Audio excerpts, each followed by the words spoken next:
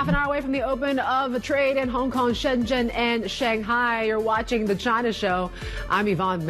Our top stories this morning. Asian stocks follow gains on Wall Street as traders stick to rate cut bets despite that hotter than expected U.S. CPI print. Chinese stocks in focus as well, and growing signs the market may have bottomed. A Bloomberg scoop, China Vanke is said to be in talks with banks on a possible debt swap to stave off a first ever default. Plus, the BOJ is about to see whether pay hikes are strong enough to warrant exiting negative rates, with results of wage talks coming due.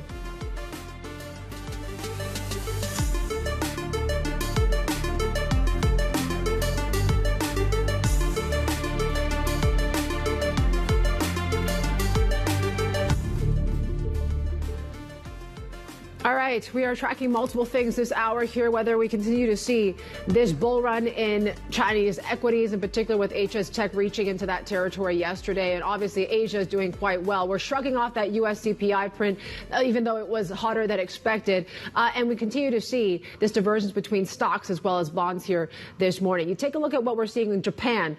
Key focus here today is going to be wage talks, wage talks, wage talks. You're going to see a slew of unions and companies that are going to start talking about how these talks came through. Toyota just coming through here, for according to what we're hearing so far, to meet the union's demands for wage hikes in full. That's according to Mainichi there. So certainly that's one to watch very closely, given just how big of a name Toyota is.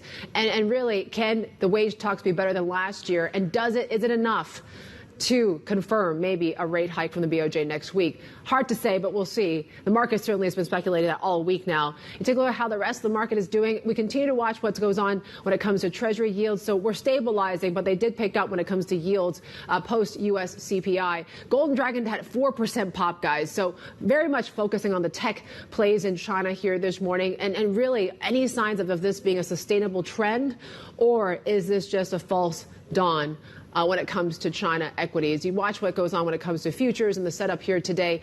Obviously, we talk about HS Tech. We'll talk a little bit more about the other benchmarks that are seeing this sort of bull market territory as well. A50 futures are slightly lower this morning. We are seeing CGBs, that rally, taking a bit of a breather as well, just given the surge in stocks that we're seeing yesterday. It was the tech space. You have names like Xiaomi in double-digit gains, materials, renewables, as we'll see, very fun. Property stocks also seeing massive gains as well. 718.63. It's a stronger renminbi here this morning as well, despite the dollar actually seeing one of the biggest gains this month of March, I should say. Particularly when it comes to this agenda, right? So we talk about bull market watches, Vanke as well as Country Garden. There's been some talks there about can Vanke actually avoid this default? CGB drop, as we talked about. So earnings on tap here with Cathay, Samsonite as well. We're still waiting for that credit data out of China. And there is this looming U.S. vote when it comes to TikTok and whether it's going to be more of a divestment or a total ban. We're certainly going to talk a bit more about the geopolitical implications of that as well. All right, so we talked about HS Tech, right? That's certainly the one benchmark to watch here, of course, as we got to that 20% gain. So technical bull market that we're seeing across that HS Tech here. It's interesting, right? So we're starting to see momentum, really the strongest in July. If you take a look at how these RSIs are looking at the technicals and everything, and they're joining not just the tech space, but you take a look at the Chinex, for example, in Shenzhen. That's already been in a bull market for some time now. And materials. You also look at renewables. These are certainly some of the sectors that are actually doing quite well as well. So what is next? Is there more to this? Let's bring in Nathan Thooft, the CIO and Senior Portfolio Manager at Manulife Investment Management in town from Boston. Nathan, it's great to have you back here in the region. Does this rebound in China stocks feel different to you? I'm not sure. I think it's a little early to say it feels different, but I do have more optimism about the opportunities in China than what the base case or the sentiment would suggest. I think there's still a lot of folks out there that are very negative and very skeptical every time there's a rally in Chinese equities that, oh, this is just another head fake. But I do think ultimately during the course of this year, while we'll probably still see some zigzags and some efforts to pull things back, I do think ultimately we see an upward trend. And a more positive view on Chinese equities than we've seen, particularly over the last several years. And so we generally are in the camp that the pessimism is so bad that you're now finally starting to see more interest and some traffic and some dollars starting to move back into these areas. MPC was underwhelming. What's going to be the next narrative to watch then? Well, right now, everyone, because MPC was basically at best in line and nothing was surprising, now everyone's looking for what's next. What's the next catalyst? And our view is it's going to be focused on the economic developments and then the follow-through on policy.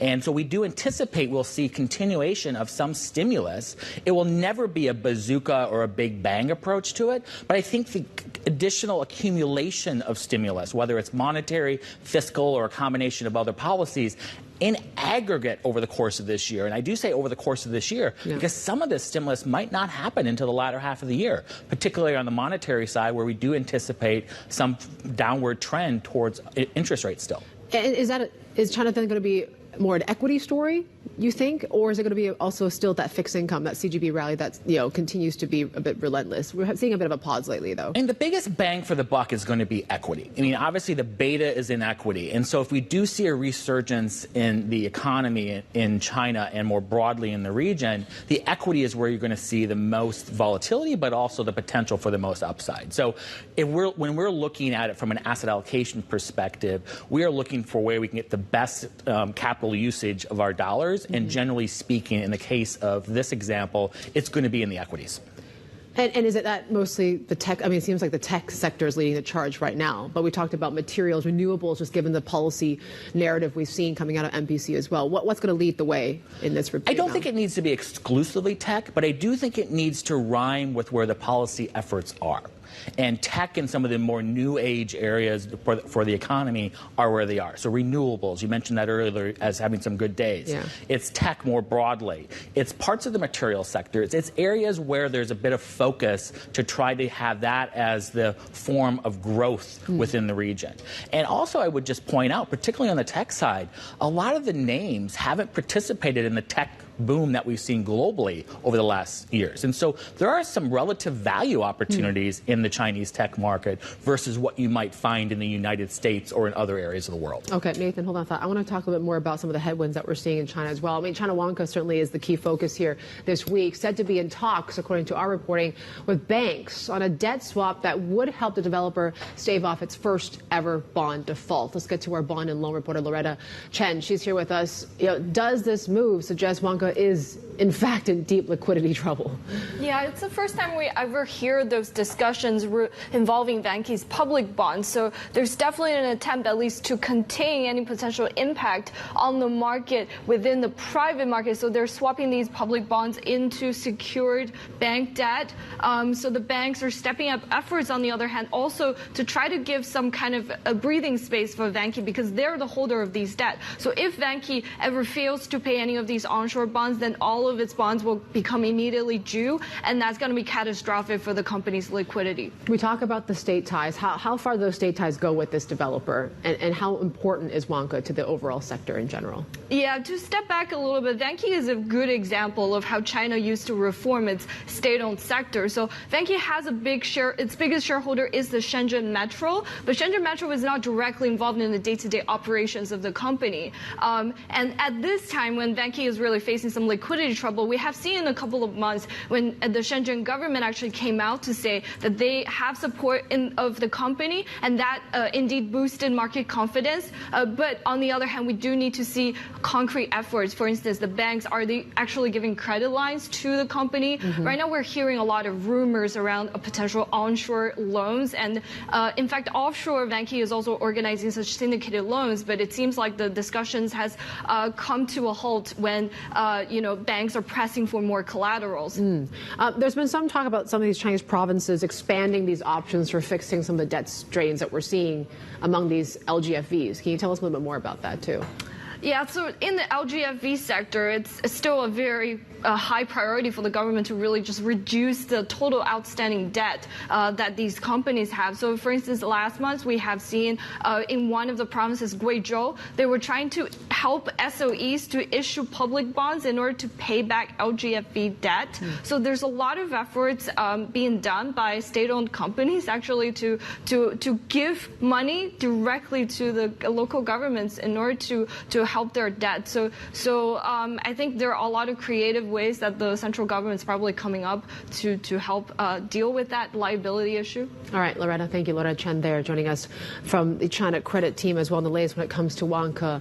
And of course, Nathan Thooft is still here with Manulife Investment. I mean, people talk about this rebound. If it's going to be a V shape, it's going to be L shaped, or what? I'm just wondering, does the property market still the big sticking point here? Whether we do see how big this upside surprise is going to be when it comes to equities. I mean, the overall commercial dynamic from the residential as well as the more business side of the housing market is a challenge, and it's going to be an overhang for the foreseeable future. So I don't see how you're going to dismiss that as it's in the past, because it's going to linger for some time. But I do think a lot of the broader downward pressure is arguably priced into the market. And so I think there is opportunities, as was alluded, there's going to be a lot of efforts, whether it's more on a localized basis or on a broader Chinese economy basis, to try to pull this back up through creative ways from a policy perspective. And so I do have a level of optimism that you're going to be able to solve them as the dominoes kind of continue to go. But ultimately, it will still be an overhang. And this is one of the reasons why sentiment remains so poor in the region, is because there's some of these big themes that just don't seem to be going away very quickly. I'll put you on the spot then. I mean, what in terms of the equity markets that you cover as a CIO? I mean, what's going to outperform? Is it going to be the Nikkei, the S&P, or CSI 300 that you think could deliver the best returns maybe for the next 12 to 18 months? One of our biggest theses for this year is a broadening of participation in the global equities in particular. And so we've been in a very, very narrowly led environment when it comes to equity performance on a global basis. It's basically been U.S. large cap growth stocks. I do think there's already evidence, particularly in the first couple months, that we're seeing a broadening of participation, whether that's smaller cap names in the United States, whether that's parts of the EM world. We're obviously seeing some real legs in the Chinese equity trade, which we're also on board with and think there's some more room there. And I do think the surprise wild card may very well be the emerging market world, and China might be part of that. But if it isn't China, I think there's other stories in the EM world, like Brazil, that actually has some real potential upside as well. So our broader thesis is that we don't have to only rely on one narrow area of the market to continue to drive performance, but there will be broader breadth and participation as the year goes on. All right. Nathan, we'll have more from Nathan here. Nathan Thooft from Manulife Investment Management. He'll be staying with us throughout the next few minutes or so. We're checking really closely Japanese assets, Toyota shares as well. So you're seeing a bit of a pop in the stock right now. According to Mainichi, this is local media, that Toyota is going to meet the union's demands for wage hikes in full. So we're waiting to see a little bit more clarity on that. We're expected to hear maybe from some of the Toyota execs maybe in the next hour or so. Maybe get some finalized numbers or something here to really kind of put some meat on the bones there. And you are continuing to see strength. Like, take a look at that dollar yen, 147.33. And we're seeing another day of losses when it comes to stocks, but certainly not as bad as what we saw the last few sessions there. And GGBs, I should say, 77 basis points for your 10-year here this morning. But the yen is certainly moving. Still ahead, we're talking about TikTok. The CEO, Shou Chew, pushing back against a bill that would force the app's Chinese parent to sell it or face a ban in the U.S. We have the details later on this hour. And we're counting down to the open of trade in Shanghai, Shenzhen, and Hong Kong. This is The China Show. Good morning.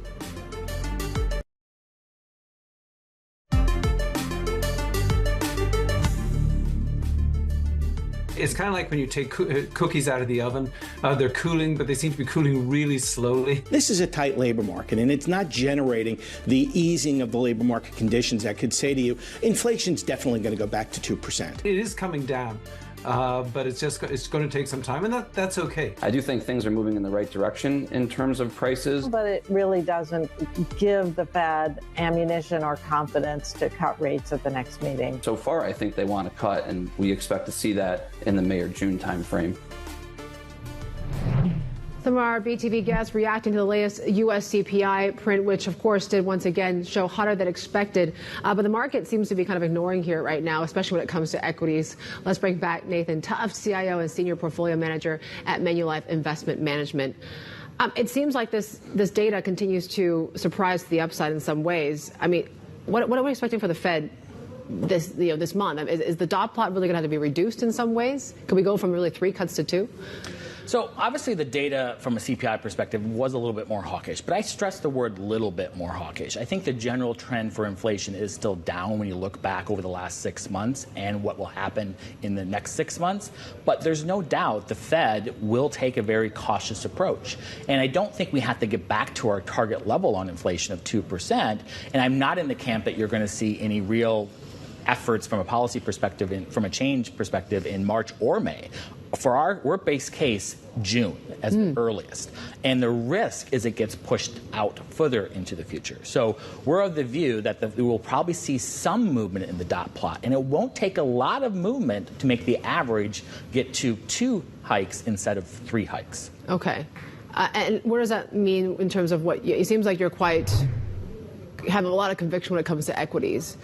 Can we expect this divergence between stocks and bonds to continue for some time then?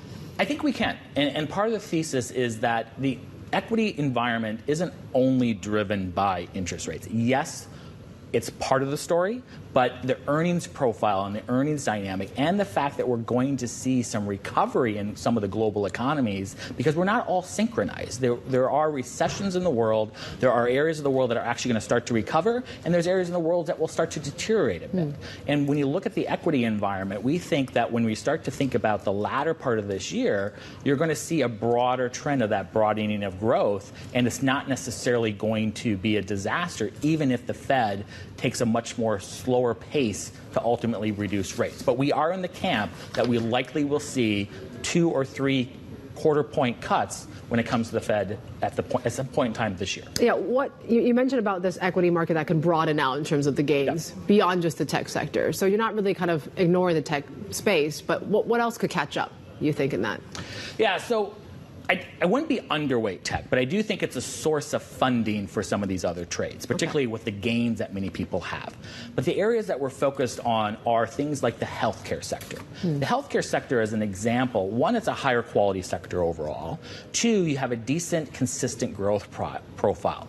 But it's been the sector, particularly over the last 18 months, that has had the most disappointing earnings profile. Revisions have been negative. They've been disappointing overall. But this year, I think the year-over-year dynamics, you're going to actually have the healthcare sector deliver some of the better earnings growth from a year-over-year perspective. And I think that's underappreciated by the market. I would also point out the healthcare sector is generally trading cheaper than the broad market in the United States, as an example. So I think healthcare offers a more quality way to play the markets on the upside, partly because it's been a big disappointment in performance, but I think the earnings profile dynamics are going to be rolling off from a negative perspective to be a more positive story. And what's your position around fixed income right now? Do you think bond yields have basically peaked at this point? We do think for most of the world, bond yields have peaked. We also think the dollar generally has peaked overall as well. And so in that narrative, I think on a risk-adjusted basis, a lot of fixed income offers a decent opportunity.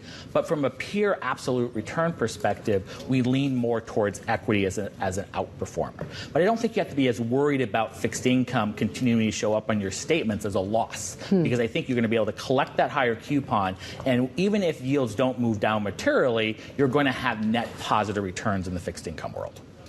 You mentioned about Brazil in the EM space. What's sort of the story in Brazil right now? Yeah, Brazil is one of those stories that, doesn't always capture everyone's attention. I mean, obviously, it's an important part of the EM index, and I think there's some real structural changes happening there. We're seeing record export growth in Brazil. We're seeing a realignment of global trade supply chains, and that's benefiting Brazil. We're seeing better policies around the administration in Brazil. They're cutting rates from a central bank's perspective. They have high carry, and so there's a lot of positive dynamics in Brazil, it's not the basket case that it once was when you had, excessive inflation and uncertainty around growth, and you had uncertainty around some of the oil companies, you had uncertainty around the administration and policy dynamics. It's a much cleaner story now than it has been, and because of that, we need to start resetting the valuation dynamics to appreciate that higher quality nature. Okay. Nathan, stick around. We'll have more Nathan Tuft there from Manulife Investment Management. He's staying around with us. I mean, take a look when it comes to, of course, the pre-market and obviously what we've been seeing, whether we can see this rally continue. We're watching very closely when it comes to the Hang Seng. The pre-market is slightly down, but HSCEI, that's the one to watch. The next potential benchmark to enter into that bull market, 718.69 for dollar China. Plenty more ahead. This is Bloomberg.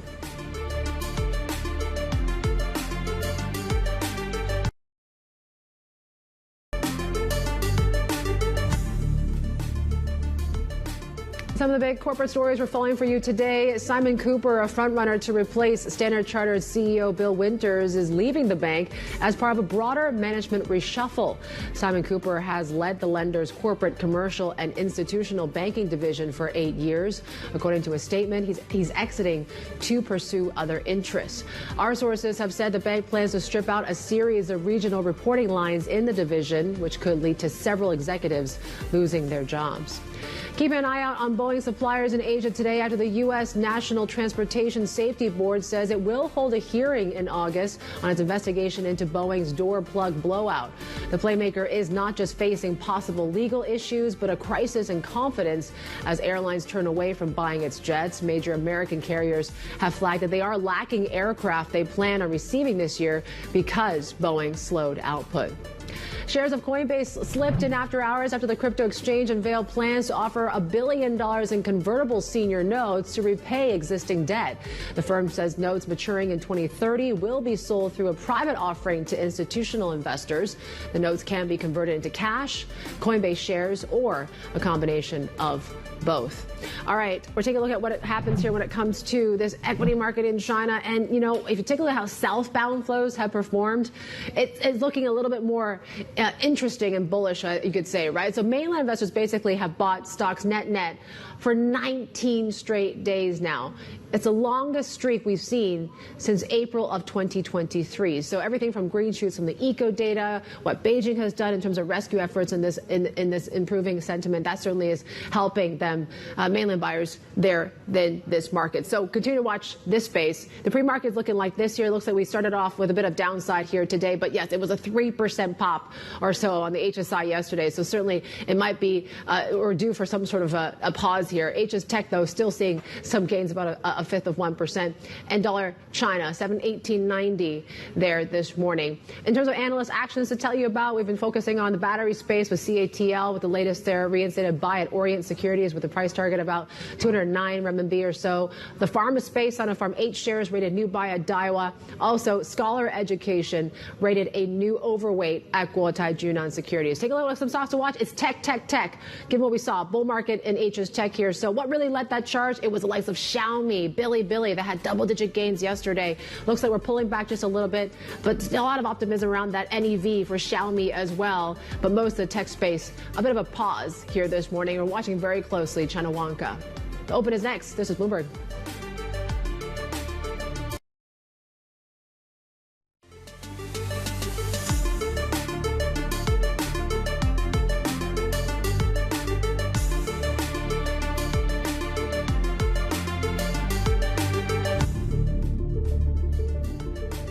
Welcome back. You're watching the China Show. We're counting down the open of markets. And the key question is, do things seem a bit different this time around? We've seen a few weeks now, close to about a month, where Chinese equities have gained. We're seeing a little bit of a back foot here when it comes to Hong Kong, but certainly that pop yesterday did send the HS Tech into a bull market. And Bell, we're continuing to watch what goes on with those 8 shares as well today. Yeah, that's right. It really seems like sentiment is perhaps just starting to shift now in favor of Chinese equities finally, because we've seen a number of different sectors, areas that are now moving into bull market territory. So some of those we're tracking. You've got renewables, you've got materials, you've got tech, as you mentioned as well yesterday. yesterday in the session. Growth stocks, all of these are sort of coming back into favor here. It is that story of what is the future direction that China's economy is going to be taking. But this is the outlook here you've got for markets today so far. Fairly flat, I would say, really, at the open here. Not too much of a direction, perhaps a little bit to the downside. Yes, tilted so far here, but you are seeing still some strength that's coming through in certain sectors. Tech, we can get to in just a moment, still continuing to climb here after it did finally reached that bull market territory in the session yesterday. So this is really the state of play. Of course, part of the story that investors are going to be reacting to is just those dynamics in terms of outlooks for central banks, the Fed, following that US inflation print yesterday as well. But let's roll on and take a look at these sub-indexes in more detail here. Again, looking pretty mixed so far, but some of those that are standing out, it's more of the consumer discretionary sector. You've got tech, gaming. These are all gaining here so far, but others, financials, industrials, looking a little bit weaker in the session. Keeping an eye as well on what's happening with the Chinese yuan here. Again, you're fairly steady so far. We did see a little bit of weakness yesterday in the session, but that was more of a dollar story following the inflation print. Stocks to be focusing in on today. Tech is clearly one of them, given those gains that we've seen. As we said, yes, the MPC, it really did disappoint investors on a number of different fronts, but it does seem that following that big crackdown on the tech sector, Xi Jinping possibly looking to AI, looking to chips, these are the areas that can propel China's growth story. What could be the big risk in the session so far, if you change on, is what we see in the property sector today. So you've got the likes of Vanke, for instance, you've been discussing, Yvonne, possibly this debt swap talks that are going on with banks. That was a Bloomberg exclusive. You've got a unit of Country Garden, for instance, that could have defaulted or missed one of its bond repayments. Citi, for its part, is saying that systemic risks, they are decreasing, but certainly that is something that could present a bit of a downside risk, as we say, to equities. Other names that we're tracking here, leaning, one of them possibly being taken private. You've also got some lines that are dropping around Costco shipping, the Biden administration as well. They're really tracking that sector quite closely. Biden administration, geopolitical risk as well, because they are looking to review a union petition there, but certainly taking a look at what's happening between that relationship. Beijing and Canberra very much in focus, not always something we track as closely as the US one, but still we do have Treasury wine. It's climbing a little bit so far. Some other wine-linked stocks, though, coming under a little bit of pressure so far in China. But we do understand, Yvonne, that China is proposing to end what have been some very, very hefty tariffs on the Aussie wine industry that have been in place for about 3 years now. All right. Let's hope we'll get a glass of Penfolds coming out to celebrate. Yeah, we saw Treasury wines, though. That's rallying in Sydney here. But yeah, some of these Chinese wine stocks, though, are doing the opposite. We're back with Nathan Thooft, CIO and Senior Portfolio Manager at Manulife Investment Management. Maybe we need a bit of a drink here just to talk through some of the conflicting narratives around this market, right? If I take a look at what iron ore is doing, yes, maybe that's the China story. Demand picture, they're looking a bit weak. But then I pair that with soaring U.S. tech stocks. You could do the same when it comes to gold near records, along with Bitcoin. How do you make sense of these sort of different narratives right now? I do think there's a number of interwoven themes, and in some cases there's actually bipolar themes that are happening out there, right? We have the inflation theme, which I certainly think is benefiting things like gold and even part of the Bitcoin story. And certainly it's impacting interest rate dynamics, which then feeds into some of the other stories around there. But at the same time, I think there's an underestimation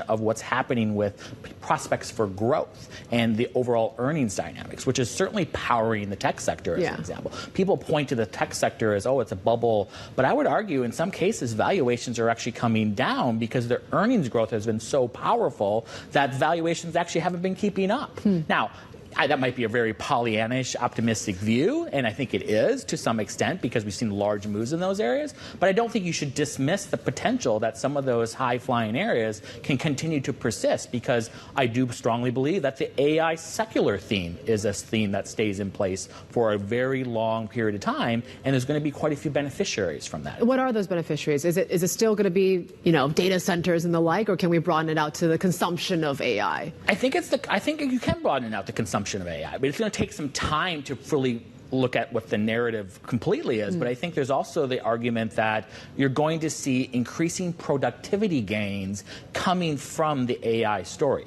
When you think about global GDP growth well into the future, one of the pillars that's going to keep growth higher is the fact that AI is going to, and tech in general, is going to create a lever for productivity rather than just relying on hiring another person to gain productivity. Okay, we haven't talked even this hour about the Japan story, which has actually been benefiting from AI as well. But if we see some sort of rate hike this year, does it push, the end of this bull market in Japanese stocks? I think Japan has more legs than people get credit for. Obviously, there's been a lot of story around the weakening yen as being a favorable part of the Japan acceleration in the stock market. But I think it's much more than that. Obviously, there has been much more better policy around corporate shareholder friendliness over the last half decade or so that plays into it. There's been a re-rating of valuations to be more in line with, but still cheaper than the rest of the world. And so I think there's a lot to the Japan story versus just the yen weakness. And even if the yen has generally weakened to the point where it can't weaken much more because they are going to start to normalize policy, I would still argue that normalizing policy in the scheme of Japan is moving basis points. It's still going to be one of the most accommodative central banks in the world, right? And so we aren't as reliant on the yen to power the rest of the upside in the Japanese equity story. So we have moved from being hedged the yen to having an unhedged exposure to our Japanese equity exposure. Have you done anything in terms of what the repatriation flows could mean? If you're thinking that this is going to be quite a moderate sort of normalization, are we likely to see Japanese investors really sell some of these overseas assets and bring money back home? I think on the margin you will, but I think the biggest narrative of story is you'll continue to see a recognition globally that I don't have to ignore the Japanese equity markets anymore. Global fund managers have been persistently underweight Japan for decades. And if they're going to want to participate in this, they're going to have to send flows into that market and get their weightings to at least neutral so it isn't dragging down their performance. So I think some of this is a story not just from a domestic perspective, but from an outside perspective, trying to recognize that Japan is not just a dead universe when it comes to equity performance. There's actually real opportunities there. So if they do something next week or even April is the consensus, where will I likely see that hit? Is it going to be JGB? Or look at dollar yen? Where would I likely see them? I do think the yen has, basically weakened to the point where it probably doesn't weaken much more. So can the yen get back to a 140 level or 135 level versus the dollar? Absolutely, I think it can. I don't think that kills the narrative as to why you want to own Japanese equities. It might create some hiccups like we saw the last couple of days, but I don't think it necessarily completely derails the potential for Japanese equities to the upside. Is there any sort of asset class we've forgotten yet, Nathan? As we wrap up this morning with you, we talked about stocks in quite a bit. What other asset class are you mostly watching out for this year? I think on the more negative side of things, a lot of the things we talked about have been more where you like things. I do think there's more concerns around certain pockets of the equity market that we haven't talked about. European equities, I think, is going to have a tough time outperforming given some of the other narratives in the U.S., Japan, and potentially EM. I think the Canadian equity market is a weak link because they're in a more dire situation from an economics perspective. I do think parts of the EM space won't benefit as much because while India has been kind of the one area that's held up really well in the EM space, it's probably going to be a source of funding if people are moving back into Chinese equities or Brazilian equities as an example. So I don't think everything is going to be positive. I think there are pockets and you still have to pick and choose, which is the luxury of being an asset allocator and why I like my job. Nathan, it's great to have you. Nathan Tuff there, CIO and Senior Portfolio Manager at Manulife Investment Management, joining us here in Hong Kong.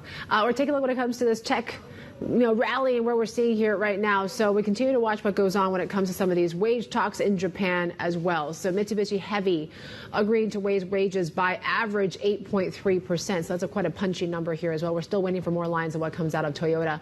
But in the meantime, here's what your HS Tech is looking like. We're still seeing a solid rally here, up about 1.3% or so. What's leading it looks to be the BYDs and the Li Auto. So EVs are catching a bit here this morning. Li Auto, in fact, is up some 5%. On the bottom of it, though, interestingly enough, is XPeng, though. So it's not a broad-based sort of rally when it comes to some of these EV makers. But certainly a lot of talk about that Xiaomi NEV.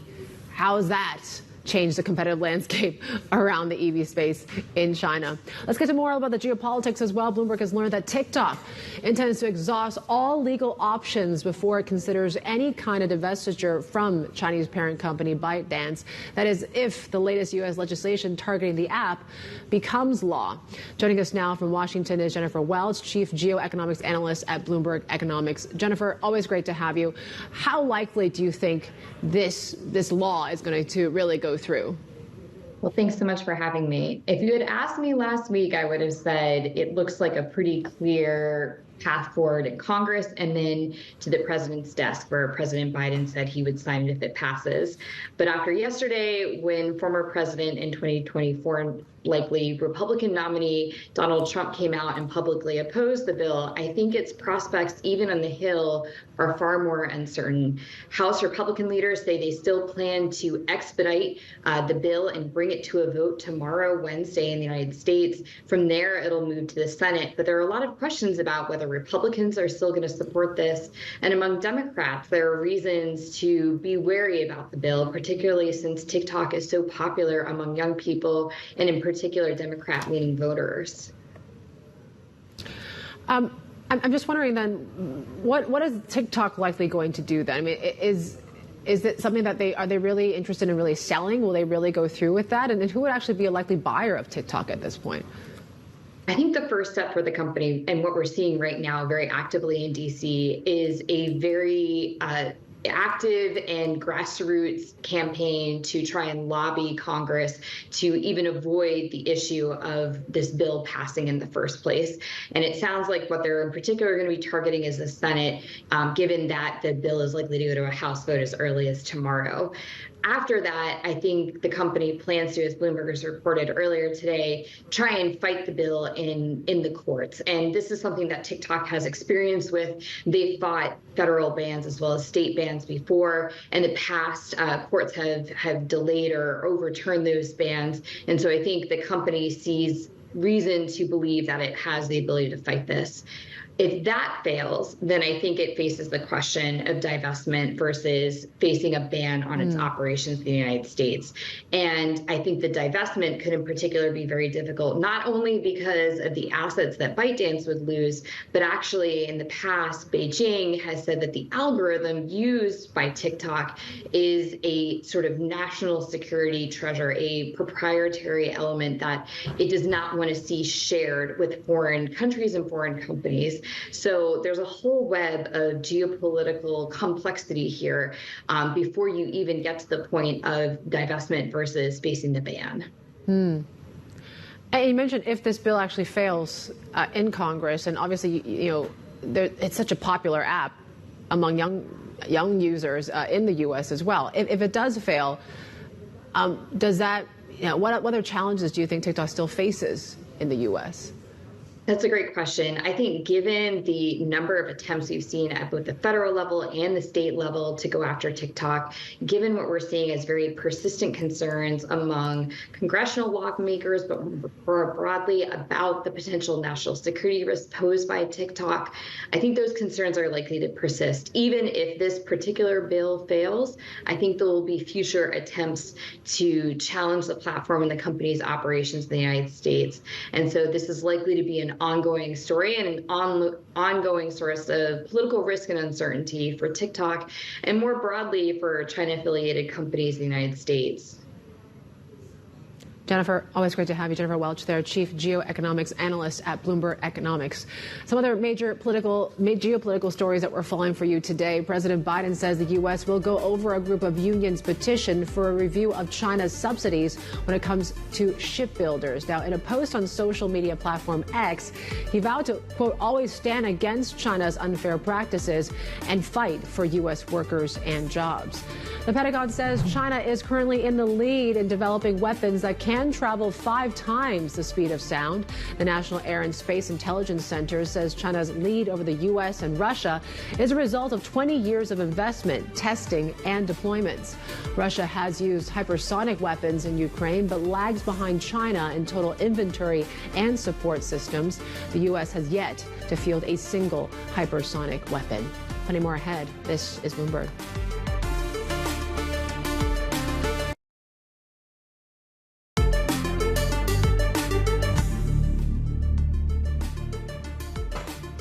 All right, we have one eye on China, the other on Japan all week here, and really continue to see a bit downside when it comes to this equity market, just given the strength of the yen. That's really the key mover here in Tokyo. Just given some of these wage negotiations, we're getting a little bit more clarity and outcomes from these talks. So Mitsubishi Heavy, we're still awaiting Toyota, but local media, they're saying that they could meet the union's demands for wage hikes in full. So unions in Japan, of course, set to report a series of it. We're talking everything from the manufacturing sector, the like here, and those numbers could, of course, come in play as the BOJ heads for its next monetary policy meeting next week. Joining us now is our Asia Economy and Government Senior Editor, Brian Fowler. Brian, I mean, we're expected to hear a lot of these wage negotiation talks come through just on this Wednesday alone. Of course, Rengo's on Friday, but walk us through what we've heard so far.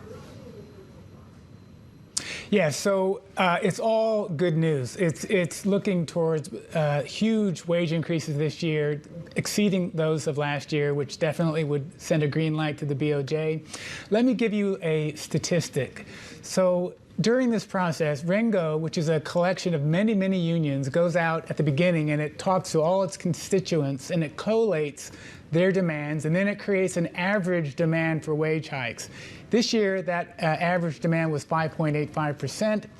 What we've seen is that over more than 30 years, the result that comes at the conclusion of the talks has averaged about 70% of the demands. So if you took that figure straight out and applied it to the 5.85%, we'd be starting at 4.1%.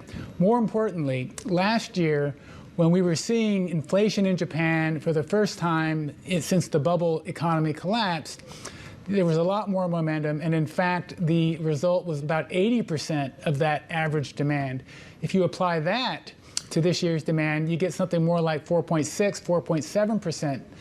And if anything, inflation is just as strong as ever. There's more pressure than ever. The labor shortage has deepened. So I think there's the possibility we'll see something like 4.8, 4.9, even 5% is not off the table. Definitely a strong signal for the BOJ. And better than last year, Brian. So, okay, 4%, 5%. Will we see these results be solid enough then to really tip the BOJ over to really end negative rates? Yeah, I mean, that's the key question. And I think the answer is yes. So we have seen household spending fall year on year for 11 straight months. We've seen consumer spending in the GDP data looking pretty weak. But that's because real wages for the longest time have lagged. They've been falling. Wage increases couldn't keep up with inflation.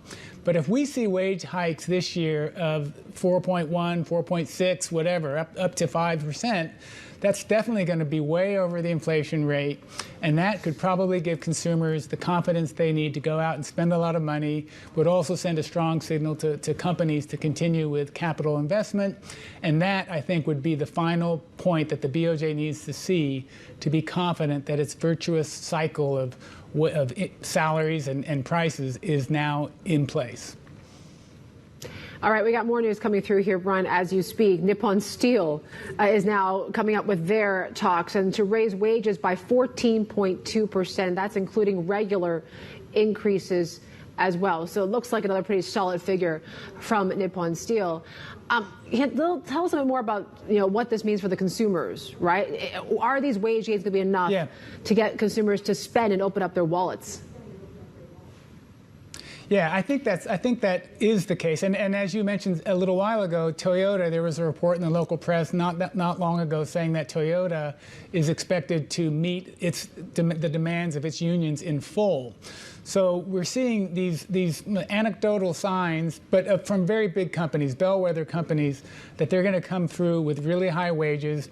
And they employ a lot of workers. And when they do wage increases like that, it puts pressure on the smaller companies to follow suit because they're competing for staff along with the big companies. And I think if everybody, all these other companies are getting wages anywhere near that kind of magnitude, they will feel a lot more wealthy than they have been up until now. They will be able to fend off inflation, and they will probably spend more, and we'll see an uptick in household spending in coming months. Brian, great to have you. Brian Fallow there, Asia Economy and Government Senior Editor, joining us out of Tokyo. We got plenty more ahead. This is Bloomberg.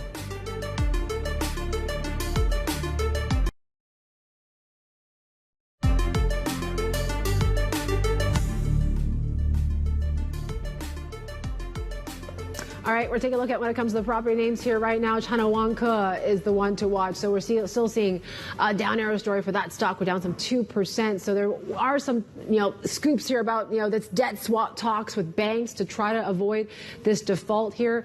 We have some earnings on tap here when it comes to Foxconn Industrial Internet. That stock's popping. It's up 4% on the mainland.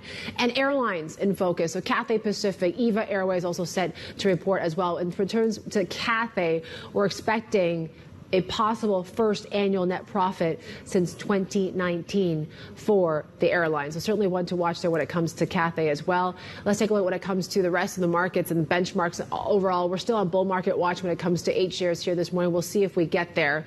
We are seeing, though, upside about 0.5% for your HSCEI. So we could be getting that closer to that 6,000 level for 8 shares here this morning. Hang Seng is still edging higher. Onshore, underperforming a little bit, but overall, not much movement in CGBs. Dollar China's around 7.19, and we're still tracking iron ore, just given the slump we've seen, and we continue that slump in Thailand. Those futures down about 0.8%. The rest of Asia, though, looking pretty good. Despite what we saw with that hot CPI print. I mean, U.S. stocks basically. We saw a little bit of a dip and then basically a 1% rebound, which is rare to see on inflation days, especially when the result was higher than expected as well. So is the market just shrugging this off right now? That's certainly the big question here. The dollar also a bit on the back foot here today. HS Tech, though, up 1.5%. This is Bloomberg.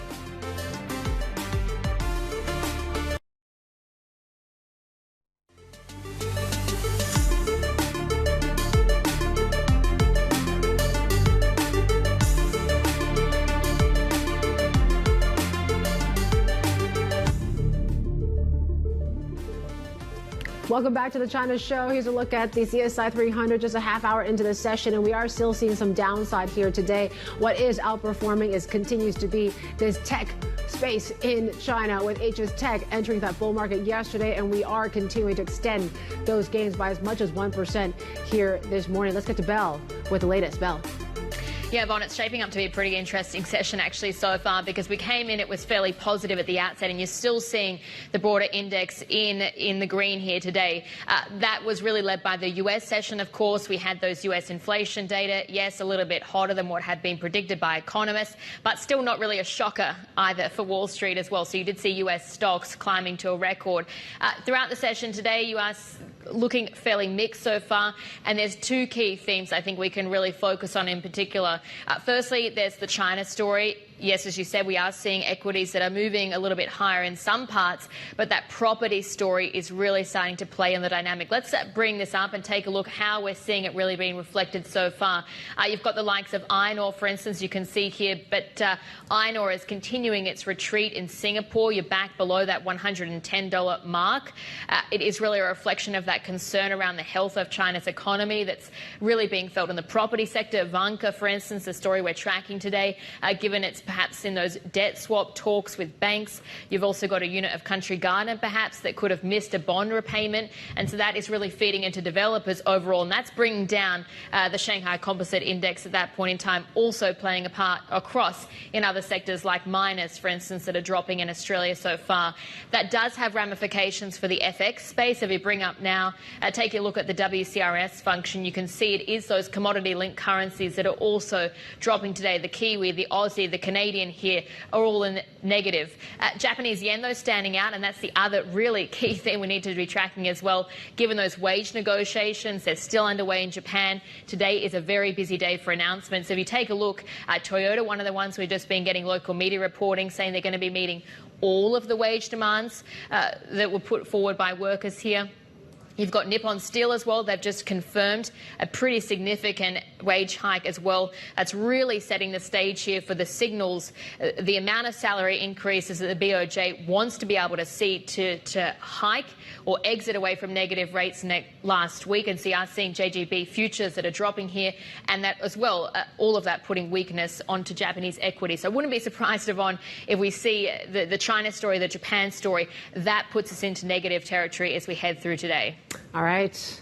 Yeah, we'll see. We're starting to see more of these lines crossing through in just the last few minutes or so. Toyota certainly is the one we're getting a bit more clarity on maybe this hour. Let's bring in Mark Cranfield, our MLI strategist, joining us out of Singapore. And Mark, you've been talking about what's been going on in Japan.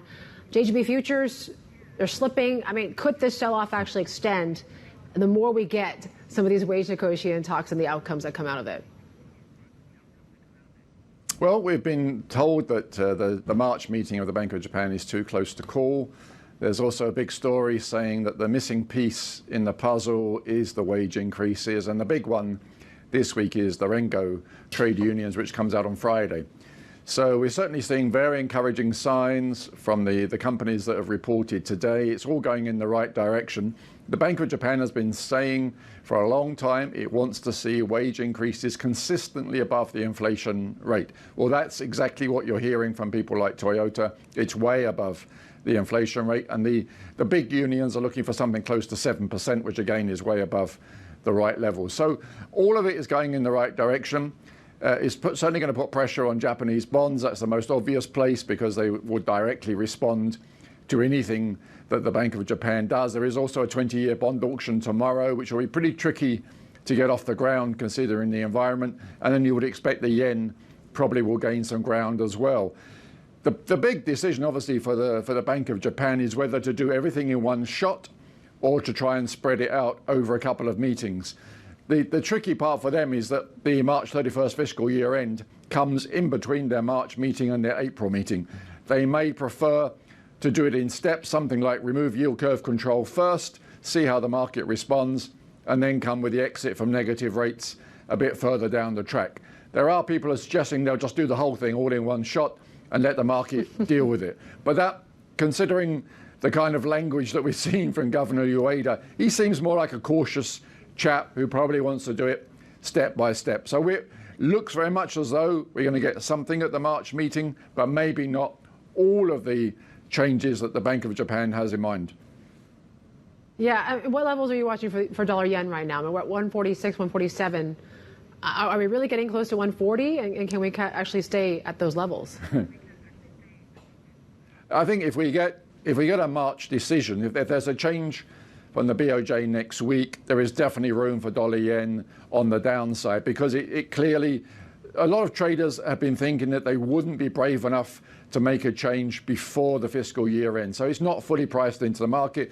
There is still a lot of positioning. We see the weekly data from the United States, which shows net short positions on the yen are still pretty large. They've been reduced slightly, but they're still, by any means, they're large numbers. So people haven't given up on the carry trade in the yen. They think they've got a bit more time. So a March decision would certainly be a shock to some people, and there would definitely be room for the yen to appreciate.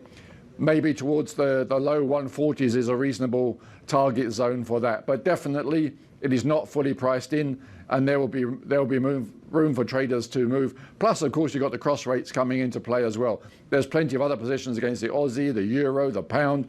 They all need to be unwound as well. And it really depends on what happens with the Fed, too, what dollar yen does, I'm guessing, Mark. And with the CPI print, interesting to see this sort of reaction in equity markets. First, it was like a small dip for a few minutes, and then we quickly just rebounded at about 1% on the S&P to hit another all-time high. Seems like the market is really still continues to ignore sort of the Fed discussion in some ways. Can that continue? Well, as far as the equity markets, especially in the United States, are concerned, I think you have to look at what's driving them, what's their main reason for the kind of moves that we've seen recently. Well, so much of it is the AI narrative. And if you're an investor who's mostly thinking that is going to drive markets over the next few months, interest rates in the United States don't matter. It doesn't matter whether the Fed is at 5%, whether they reduce by 25 basis points in 2 months, 3 months, 4. It's irrelevant to the decision about whether you get involved in the AI narrative. It's almost immune. The demand for those related products, we've seen the earnings from Oracle last night, tremendous. Nvidia is heading back towards its all-time highs as well. Clearly, there's a lot of traction in that story. And whether the Fed changes the dot plots next week or waits a bit longer, it really doesn't matter to people who are focused on the tech sector. It's almost immune to the whole Fed discussion. Does that apply to the HS Tech and what we're seeing in this bull market too, Mark? I think that's what you're beginning to see, people making that kind of decision here in Asia as well. They're looking at the Chinese tech companies and they're saying that some of that silver dust is going to float down their way as well. Of course, there are some considerations. The United States has put sanctions on certain Chinese companies. There may be more in the pipeline. But even so, people like Tencent, Alibaba, JD.com, they've shown that they can get around some of that. They can still make decent earnings. People are optimistic that Tencent's numbers next week will be pretty good. JD.com has already shown they can do it. So people looking at those companies will say, well, there's no reason why they can't enjoy some of the benefits that are going on in the United States. And when you look at relative valuation, look at where we've come over the past 2 years, it really, there's a chance that there's some upside, even if the United States is still taking a hard line on China. Mark, great to have you as always. Mark Cranfield, our MLife strategist, joining us out of Singapore. Let's bring in our next guest now, Andrew Tilton, chief economist at Goldman Sachs, chief Asia economist, I should say. And joining us here for the hour for the most part. Andrew, it's great to have you. I'll take maybe you pick, ever from Japan, China, the U.S. I mean, what really is top of mind for you this week? Lots to talk about. You mentioned Japan already. I think the market split between a March and April exit from negative rates. We're in the April camp. In the long term, it probably won't matter too much, and the discussion will move on to how high can rates go over the next couple of years. But in the short term, we think it's a bit more likely they wait till April.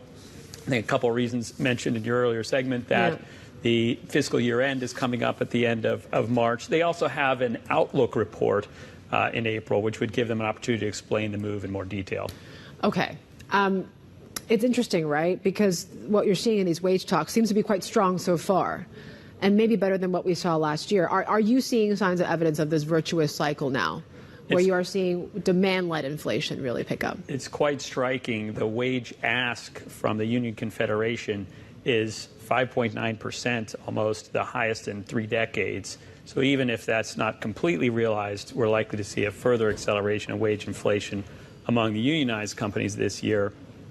And that should, as you said, get a more, in the Japanese case, virtuous cycle of wage and price inflation more sustained. I mean, that's really been the last missing piece for the BOJ, a sense that wage inflation is more sustainable and at a pace that can sustain service price inflation around the 2% target.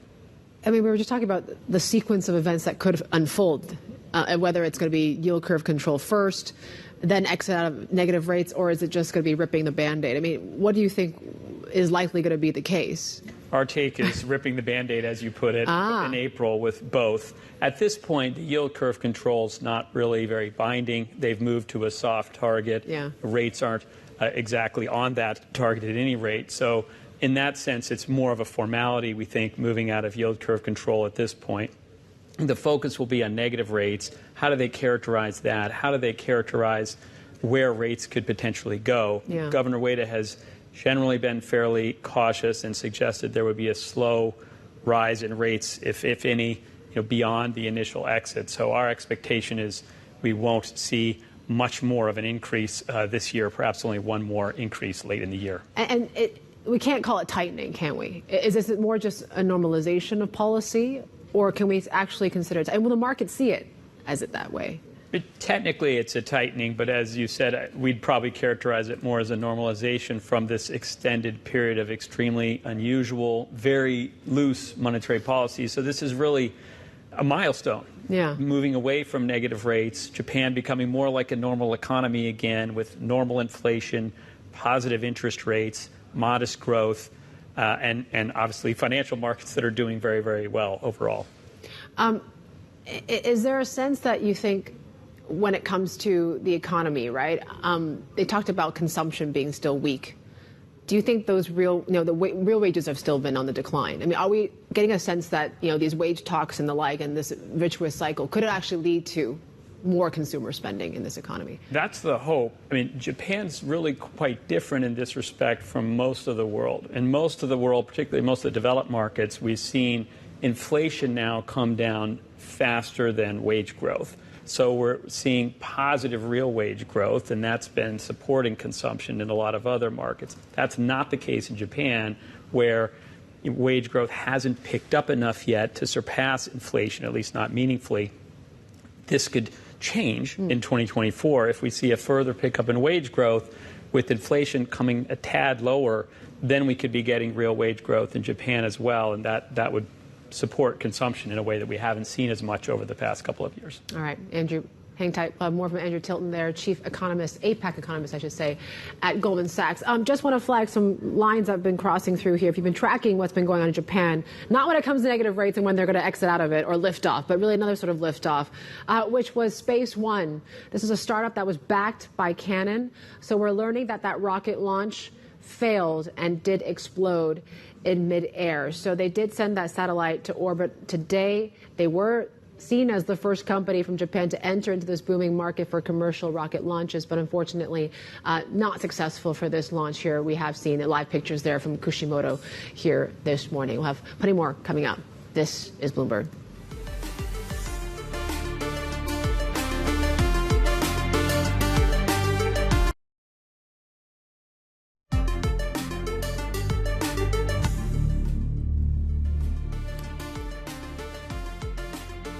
All right, we're tracking what goes on with China Vanke here this morning. According to our reporting, said to be in talks with banks on a debt swap that could help the developer avoid its first ever bond default. Let's bring in our Bloomberg Intelligence, Daniel Fan. He is with us here right now. Can you tell us a bit more about this, and how important is it for policymakers to really avoid this default with China Vanke? I think for Vanke is slightly different.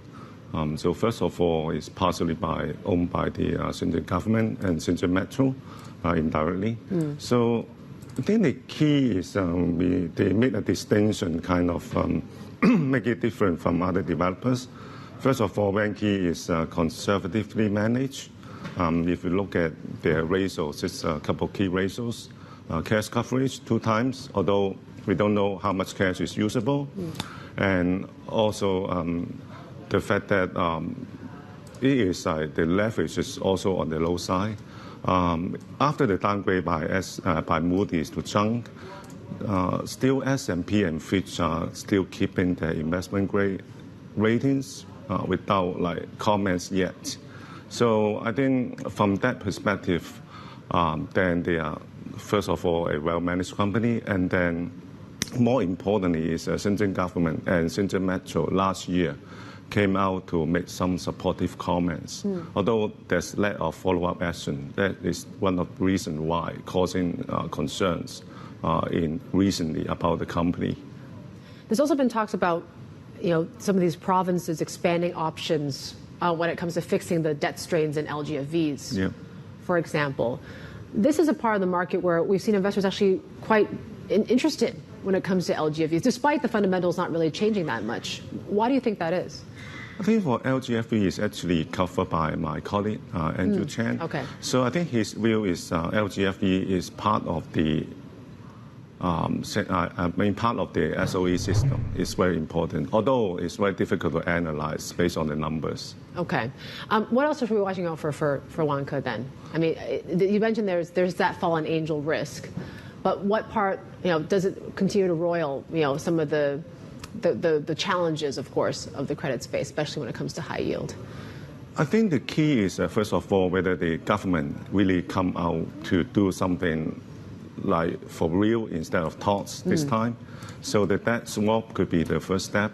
If that's successful, I think the key is, again, to whether it's able to get back investors' confidence. And then I think the second one is more on the macro side, whether sales are able to recover, given what's happening in China and its relationship with the West. Okay. Daniel Fan, thank you so much. Joining us from Bloomberg Intelligence on Vanke as well. Still with us is Andrew Tilton, Chief APAC Economist at Goldman Sachs. Obviously, the property woes are still there. Can we still see a 5% growth target be delivered, even with these wobbles that we're seeing with Vanke and the like? We think it's going to be a challenge. The property sector is clearly going to drag on growth again in 2024. Even though property sales and starts have fallen a lot already, we have a large stock of vacant units to work off over the coming years. And we really think about this in the template of large housing downturns that we've seen over the decades elsewhere, the U.S. after 2008 and Japan after 1990. It's going to take years to work through this. The housing sector is going to be a drag on growth during that time. So if China is going to get closer to the 5% target this year, it's going to need other growth drivers. One of those that's shaping up better is exports, where January, February export data were up 7% year over year. China looks very competitive across a range of exports. And so we do think that will be one bright spot this year, although we don't think they're going to quite make the 5% target. Even with the geopolitical tensions, the talk of tariffs and the like, you think exports can still be that big driver of growth this year? For now, yes. Okay. We clearly are seeing pushback, for example, against Chinese electric vehicle exports, with Europe probably going to take measures there. And, of course, we had U.S. tariffs in place for some time since the Trump administration.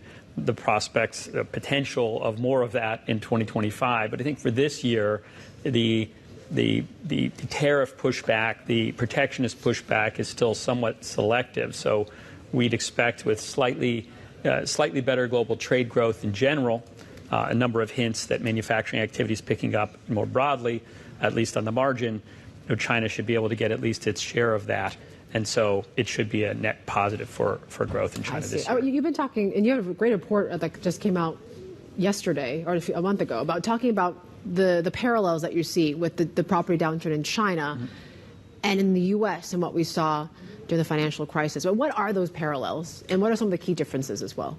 Well, I mean, the parallels, we've looked at the Japan case and more recently the U.S. case as analogies for what we're seeing in China. I think the parallels are clearly an expectation by home buyers that prices can continue to rise almost indefinitely, relatively easy credit, although China really did not ease credit as much for the households as it did for the developers themselves.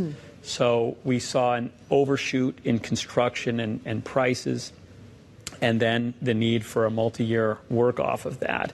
In some ways, the aftermath, I think, is more similar in that you see slower growth, a decline in the housing sector, clearly slower growth, lower inflation because there tends to be less demand pressure from consumers, and then lower interest rates.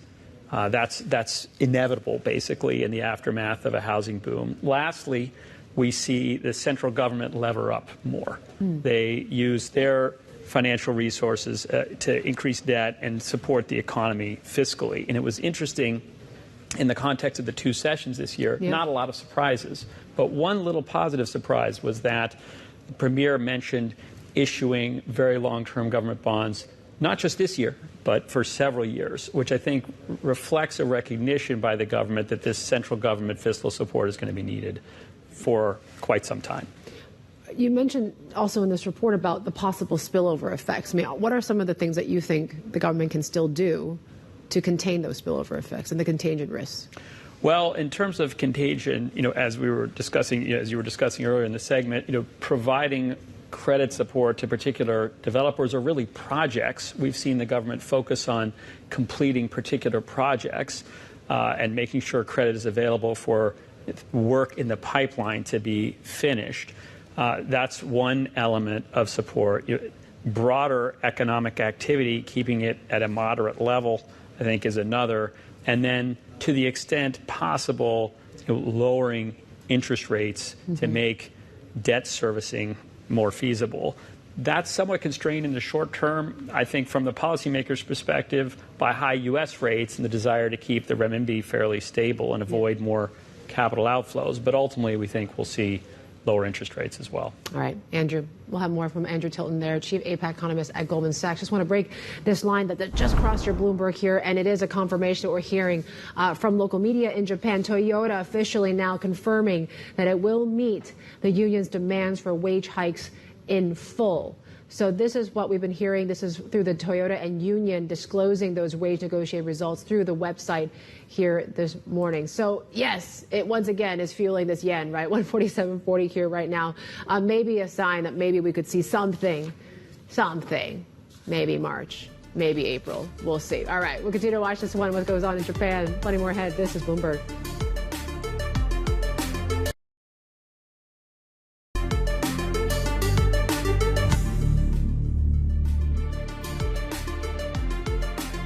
You're back on the China Show. Here are some of the stories we're tracking for you this morning. Intel shares fell in extended trading after Bloomberg reported the Pentagon pulled out of a plan to spend as much as $2.5 billion on a chip grant for the company.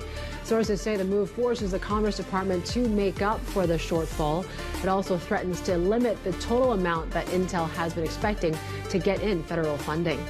Hezbollah fired more than 100 missiles at Israel military sites in one of Lebanon's-based group's heaviest assaults in recent months. The group said the attacks were in response to an Israeli strike on a Lebanese city the day before that killed one person. Lebanon state media said at least 10 were injured in another Israeli assault nearby. Israel said it hit 2 sites belonging to Hezbollah's aerial forces. Let's bring it back to the markets here right now. We continue to see when it comes to this Hang Seng. So we have reduced some of the optimism here this morning. 17,000 level here, and CSI 300 down. Session lows, 0.8%.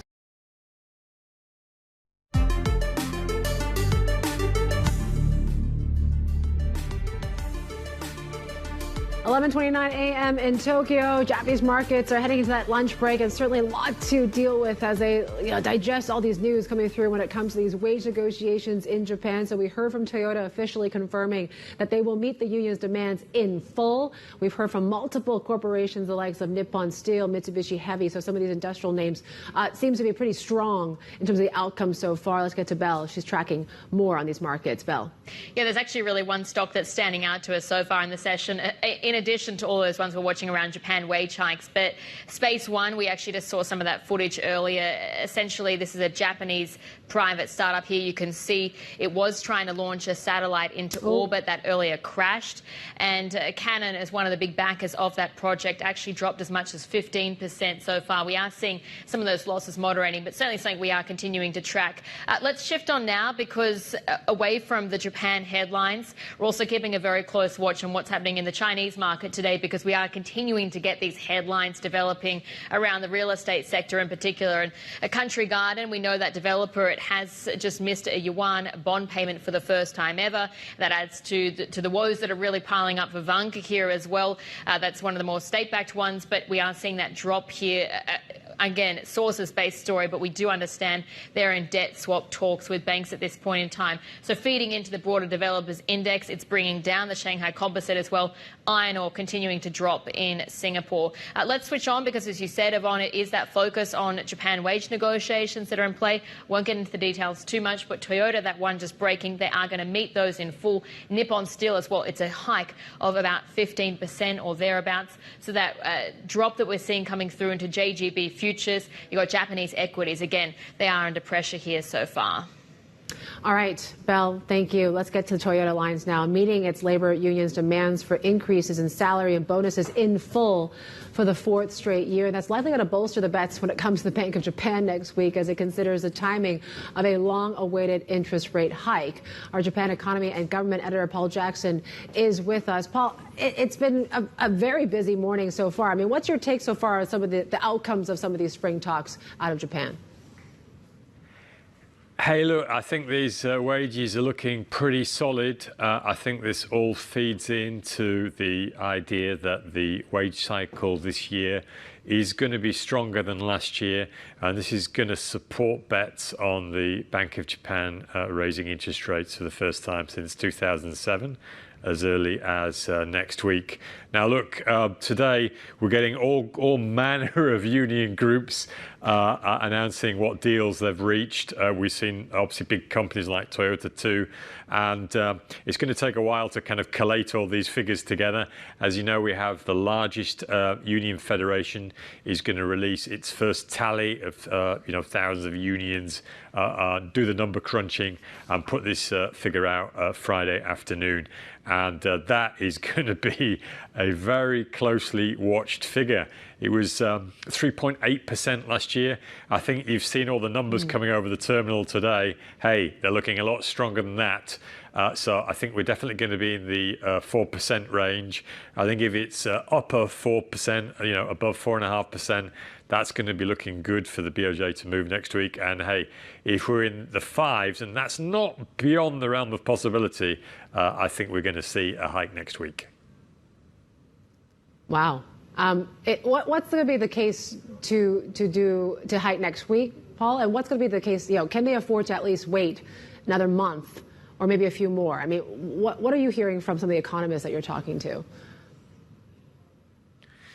Hey, well, look, I mean, if you look at our latest survey of 50 economists, there's still a slim majority thinking that it's April is the time. I mean, there's a lot of logic for going in April. They release a big quarterly outlook report. They release forecasts for a new fiscal year for the first time. They have more information to draw upon, including the Tankan business survey. So there's a lot of reasons why logically they might wait until next month. Also, some of these wage figures will be rounded out with more, results from smaller firms. So there is a logic for waiting, but there's also the sense that there's a window of opportunity when you've got a lot of good numbers coming out around about the same time. Hey, why not get on with it and move sooner? So, hey, as we reported yesterday, it's still too close to call. Yep. Coin toss, too close. Yeah, we're going to be tracking everything the next few days and next week as well. Paul Jackson, thanks so much for joining us out of Tokyo on an update there on some of these wage negotiations as well. Still with us is Andrew Tilton, Chief APEC Economist at Goldman Sachs. We talked about Japan quite a bit. I'm just wondering, with the inflation dynamics you're seeing in Japan, it's a bit different what we're seeing in the U.S., where it seems like disinflation has stalled a bit. Would you say that's the case? I mean, how difficult is it to get to that 2% level now for the Fed? In the U.S., we think we'll get close this year, probably just a little above 2% year over year core PCE later in the year. There have been a couple of upside surprises, most notably in January, where we had big increase in rent and owner's equivalent rent. Another upside surprise in February, but a smaller one, and in some ways a more reassuring one, because the high side surprises in the rent space had faded. And if we look at a lot of the leading indicators for rent and owner's equivalent rent, which together make up a very large fraction of core inflation, those leading indicators are running at 1% or lower. So we're pretty confident we're going to see further disinflation in the U.S. We do think the surprise for February probably means a May cut is off the table, but we continue to expect a June beginning of the Fed's rate cut cycle.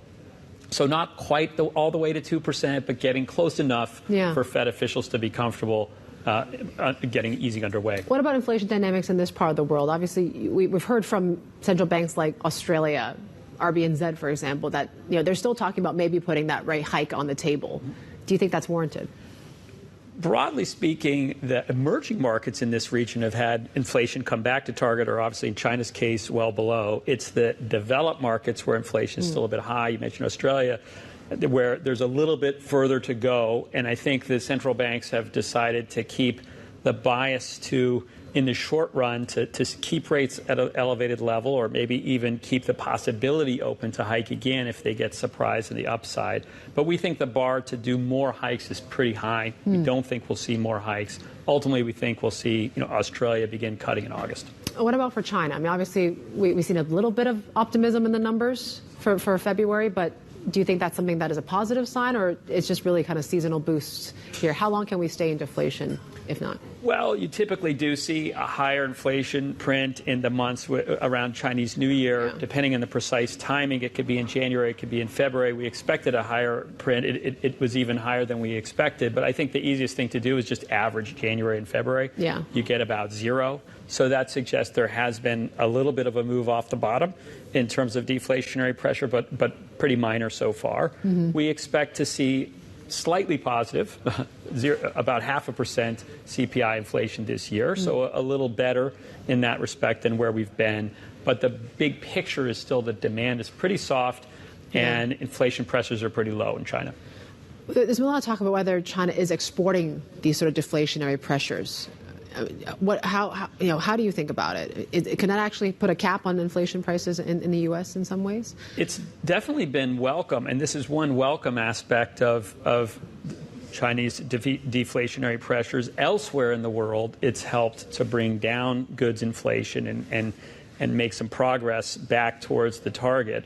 Some detailed work just done by our U.S. team suggests that the low or really falling export prices in China have taken 10 to 15 basis points off core inflation in the U.S. So if you look at China's export prices in dollar terms, they were down more than 10% last year.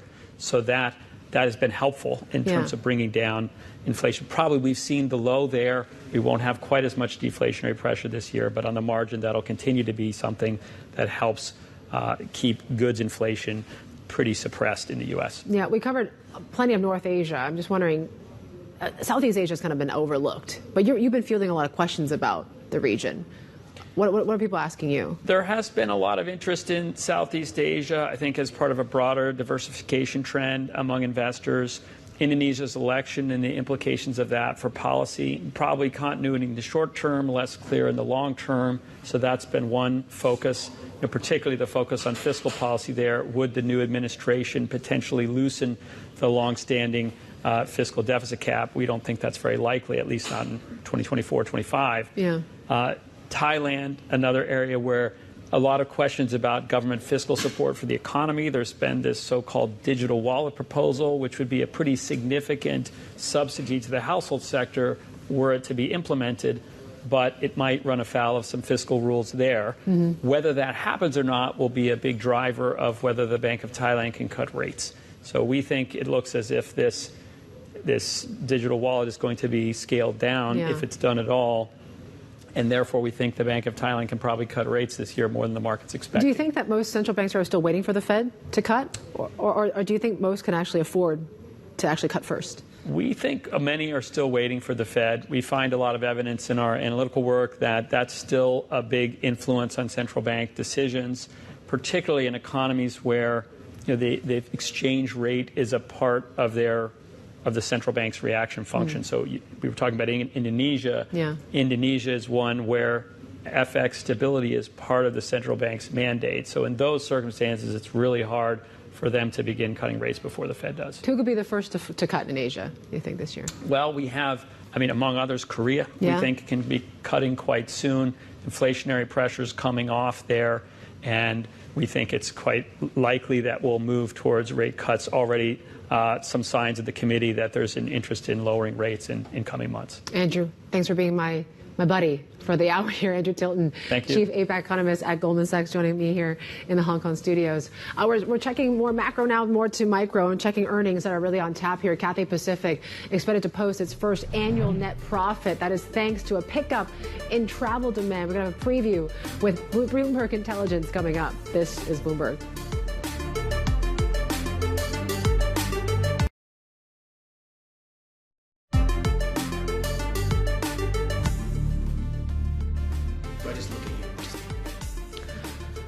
All right, take a look at when it comes to the region here this morning. You've seen the Hang Seng. We've paired off some of the gains, but certainly we're still seeing another day of really gains here after, of course, we're still watching H shares, whether we get into that bull market. HS Tech is already there and extending those gains this morning. On the back foot, though, is the onshore market with Shanghai down about 0.75%. But the rest of the region is still looking pretty good. Continue to follow what we saw in the U.S., reaching those record highs despite that U.S. CPI print as well. It gives us a bit of time to talk a little more about the earnings coming up. Cathay Pacific is next, expected to post its first annual net income since 2019 when it reports results later on today. Joining us for a preview is Tim Bacchus, Bloomberg Intelligence Senior Aviation Industry Analyst of Asia Pacific. What are you expecting? Hi, Yvonne. So I think it's going to be a pretty good day for Cathay. The market is looking for a consensus of around $9 billion or so.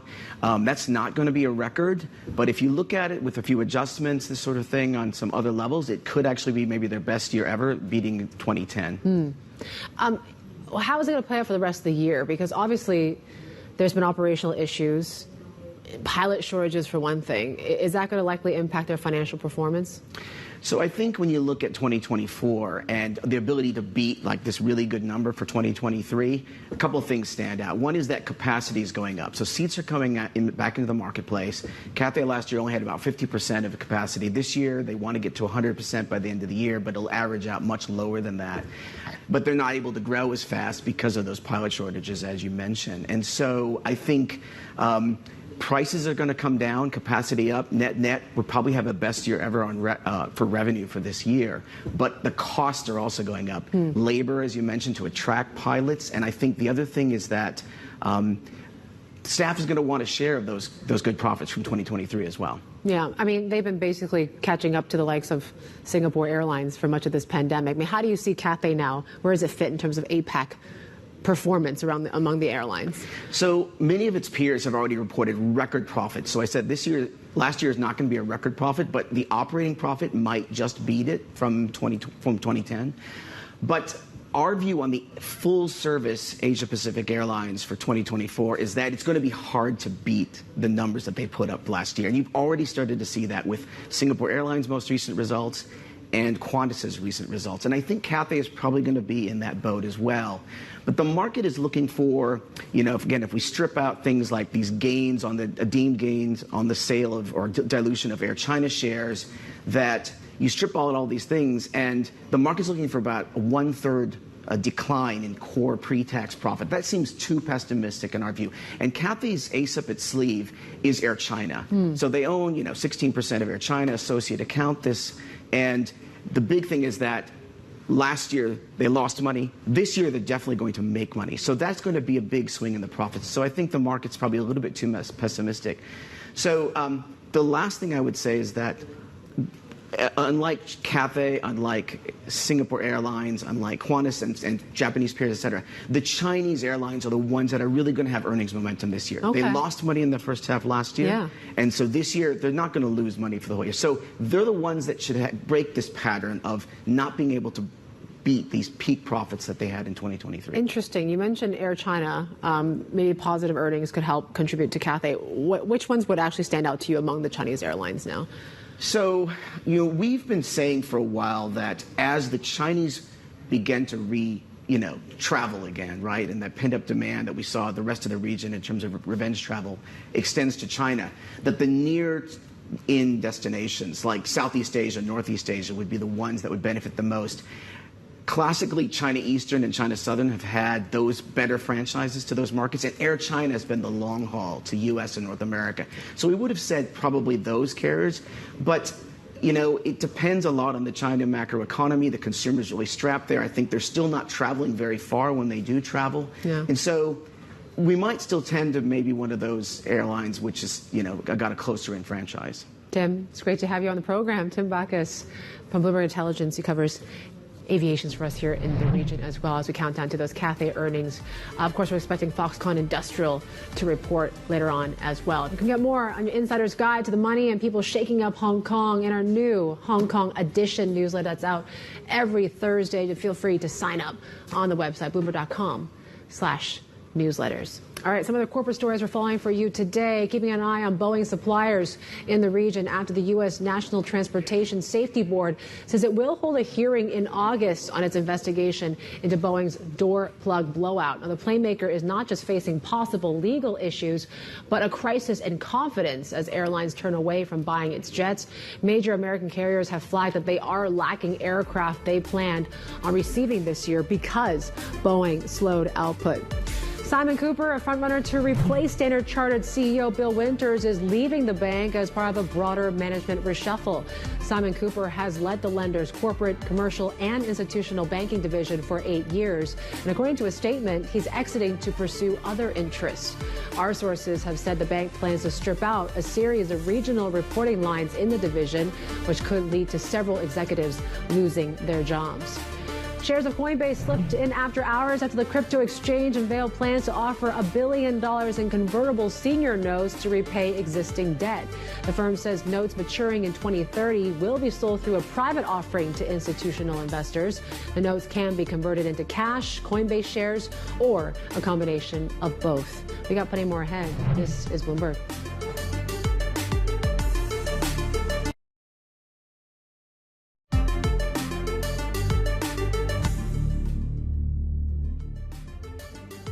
All right, you're watching the China Show. Here is your China Brief this morning. A look at some of the stories making headlines in local Chinese papers and trending on social media. The China Securities Journal talking a little bit more about the bond market and the new buzzword, ultra-long government bonds. They may be including tenors as long as 30 and 50 years. So they're citing the vice head of Renmin University's Institute of Public Finance and Taxation. The bonds are expected to ensure funding for long-term projects. Meanwhile, China may cut the bank's reserve requirement ratios and triple Rs and lower the MLF rate in the second quarter. Now, that's according to the Economic Information Daily. That's citing an analyst with Golden Credit Rating, which is interesting as well. Just given that big, steep cut that we saw a few weeks ago, some have actually pared back some of the expectations of something in the first quarter as well. Online, we're watching what goes on when it comes to Weibo and social media. So there's been a reported explosion that's happened when it comes to CCTV. They're talking about this in Hebei province, Yangzhou, to be specific, at a restaurant. Unknown how many people were injured, but the cause of the explosion is still reportedly under investigation this morning. Elsewhere, there's broader news about this U.S. election that's still making the top story there among the social media waves. President Joe Biden has won enough delegates to secure the Democratic presidential nomination. That's making the rounds as well. Most of the comments seem to be about his age. Others think it doesn't really matter who sits in the White House, saying U.S. strategy against China will not change, and that's because of the likely presidential nominee for the Republican Party, Donald Trump, has also taken a hard line against Beijing. So that's something that we certainly have heard about when it comes to the equity outlook here, that you're continuing to see this sort of anti-China rhetoric leading up to this U.S. election as well. So is that going to be a big hurdle for stocks in particular? You take a look at how this equity market is pairing out, though. It seems like we're still seeing some optimism, although we're paring back a little bit, but we're focusing on some individual movers as well. In particular is some of these shipbuilders as well, most of which are falling after there's been a post from the Biden administration on a subsidy review when it comes to some of these shipbuilders. So that's one in focus if we continue to see more of these kind of geopolitical angles. Aussie wine, though, that's the good news story, though, right? So, yes, we've seen some more, I guess, trade barriers or the like here when it comes to U.S. and China on healthcare, tech, maybe even shipbuilders. Now we're talking about wine, where we're actually seeing some favorable news. So what we're hearing is that from the Australia government that China has proposed ending those 220% tariffs when it comes to Australian wine.